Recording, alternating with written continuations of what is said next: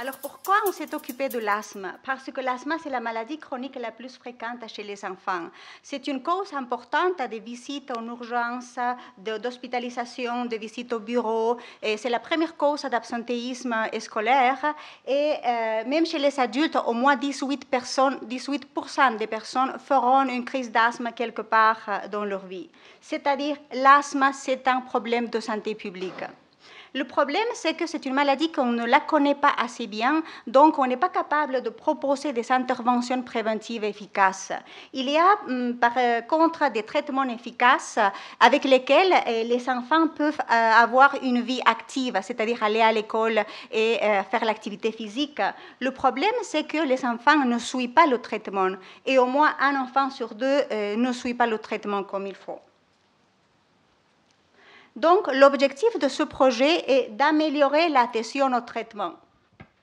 Pour ce faire, d'abord, on a fait une révision systématique de la littérature pour aller chercher des données probantes, c'est-à-dire qu'est-ce qu'il y avait dans la littérature pour améliorer l'adhésion au traitement et l'utiliser dans la construction de l'application.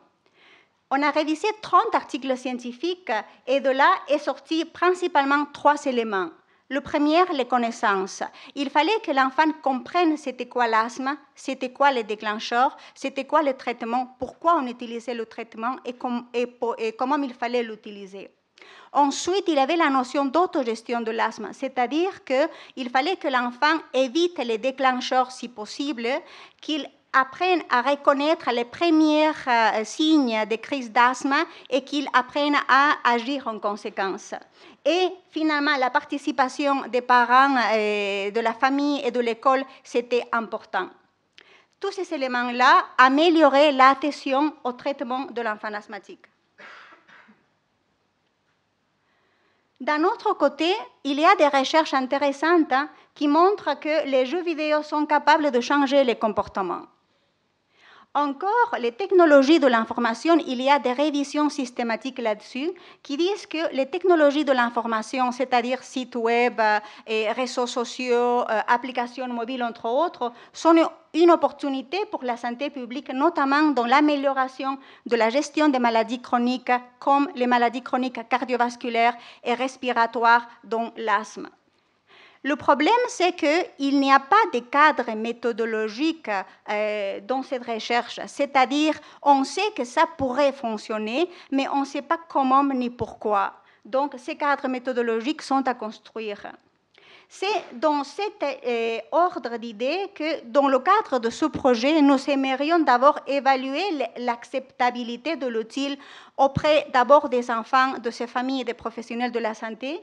On aimerait évaluer l'efficacité de l'outil à améliorer l'adhésion au traitement et si c'est vraiment utile à améliorer l'adhésion, on aimerait théoriser, c'est-à-dire comprendre les raisons pour lesquelles ça fonctionne, si ça fonctionne.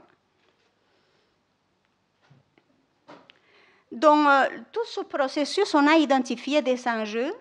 Le premier enjeu, c'est la quasi-absence des grilles d'évaluation de la qualité et de l'efficacité de la construction des applications mobiles.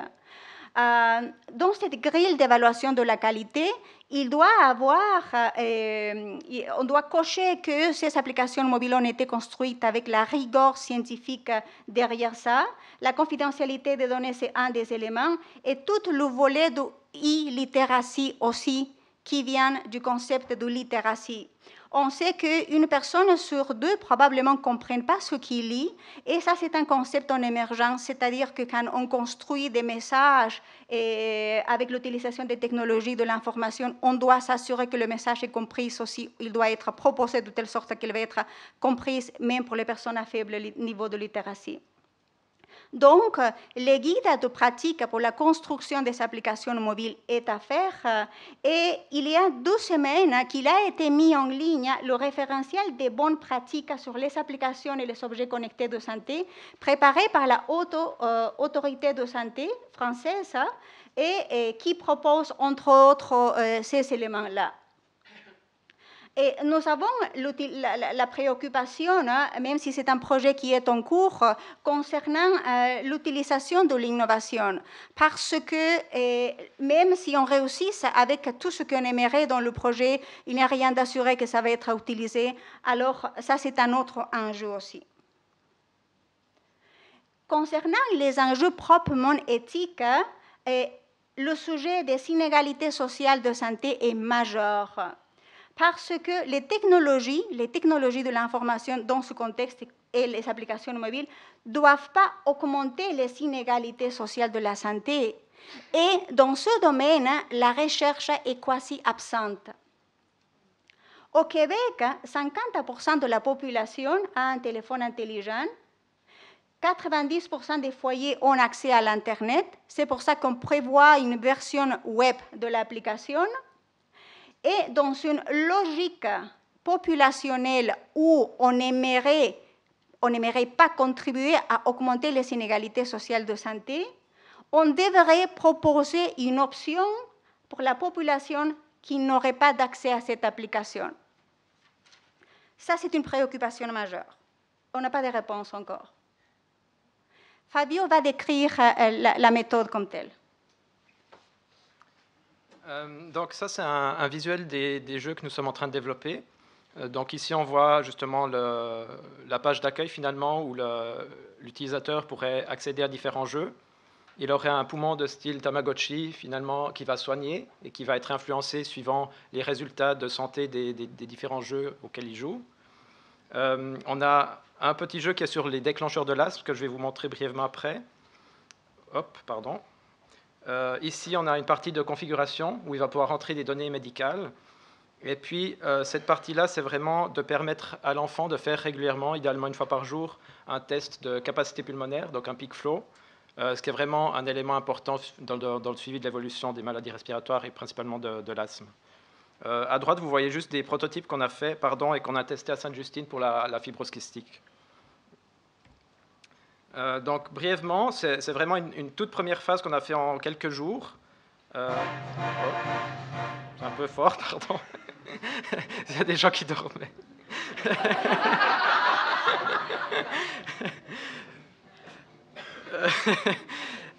Donc là, en fait, l'enfant doit cliquer sur son téléphone mobile pour éviter justement les déclencheurs de l'asthme. Donc on a encore des choses à ajuster, disons, mais c'est un petit peu l'idée de rendre ça ludique et puis de faire évoluer le jeu petit à petit.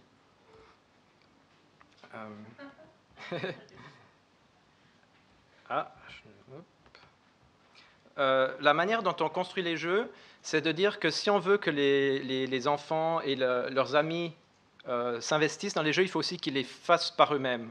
Donc ce qu'on fait, c'est qu'on fait des événements de 2 jours, qui sont des game jams, qui sont des événements collaboratifs, où on a un ensemble de personnes qui sont des développeurs, des designers, des patients, des médecins, des personnes en santé publique.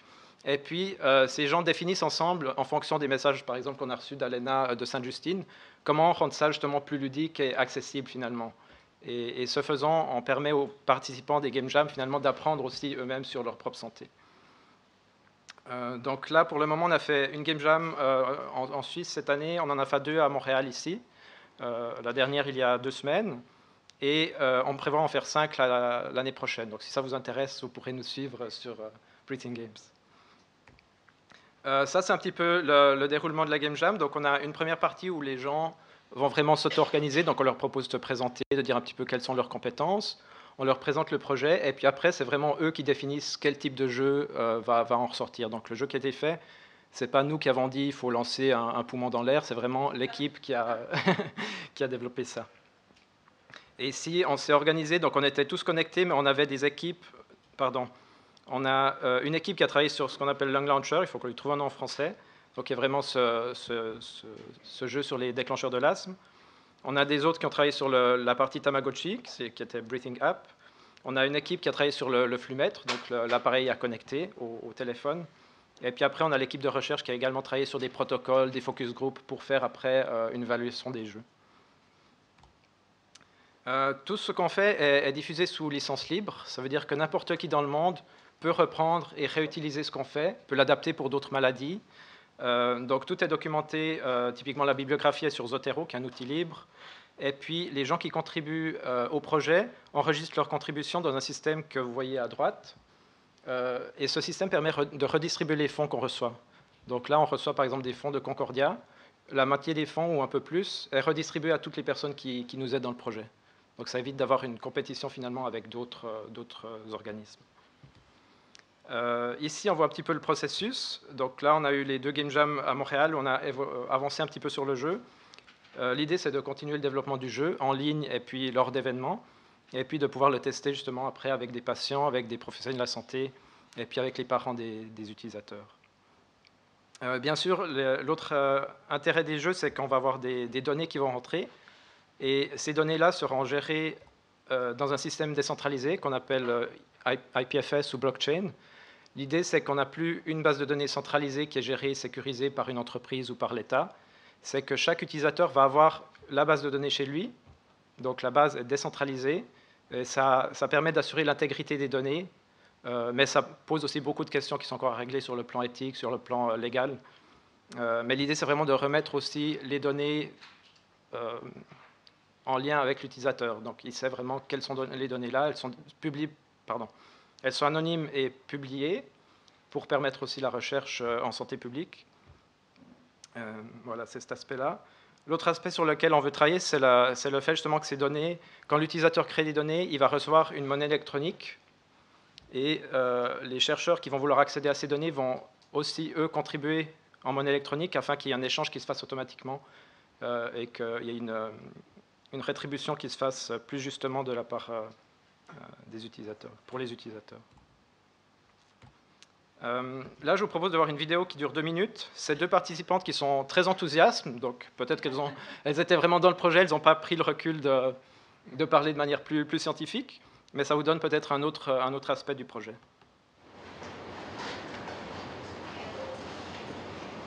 I teach creativity to the PhD candidates at Polytechnic School of Montreal. Lyra in English. I am a student at McGill University. I'm doing my master's in asthma research. In mini hackathons in France and in Quebec, you are creating for me the next generation of hackathon. What we are doing is with like the strategy of the blockchain. Everyone could receive a contribution for their idea, their effort, and I think that kind of model could increase and improve the collective collaboration and project. And for me, this is the future. I've never done a hackathon before. I think coming here, the most interesting thing was the incredible diversity of people who are a part of this. I mean, you have dentists, you have programmers, people that you wouldn't really think would be involved in a project on asthma. You found a way to keep people incorporated for creating a better collective work environment where everyone is valued. And it doesn't really matter what your title is, where you come from.